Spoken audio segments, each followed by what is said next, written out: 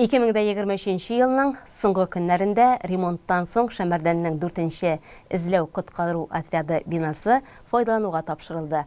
Ачылыш тантанасында Татарстан Республикасы Гадәттән тыш хәлләр министрлыгы карамагындагы эзләү коткару хезмәте дәүләт казна учреждениесе җитәкчесе, вазифаларын башкаручы Александр Старков һәм Саба район башлыгы Рәис Миннаханов катнашты. Yani işlerlik sağlık, тазалык, байлык bütün özgede. Молодцысыз.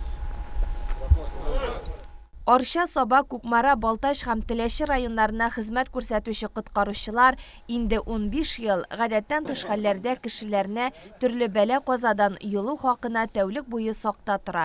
Коллектив махсус әзерлекле 23 хезмәткәрне берләштерә. Ремонт эшләре 400 квадрат метр майданда үткәрелгән.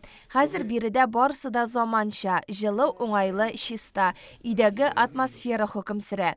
Практик шөгыльләр үткәрү, медицина, кизү туру кабинетлары, гидравлика, водолаз инвентарларын саклау, ял итү бүлмәләре, спортзал, душ, сауна барысы да яңартылган. Хезмәткәрләр үзләре дә канәгать. Алар кеше гомере сагында торучы, һәрвакыт беренче булып ярдәмгә ашыгучылар. Эш урыннары һәрвакыт шундый уңайлы, чакырулар саны аз булсын.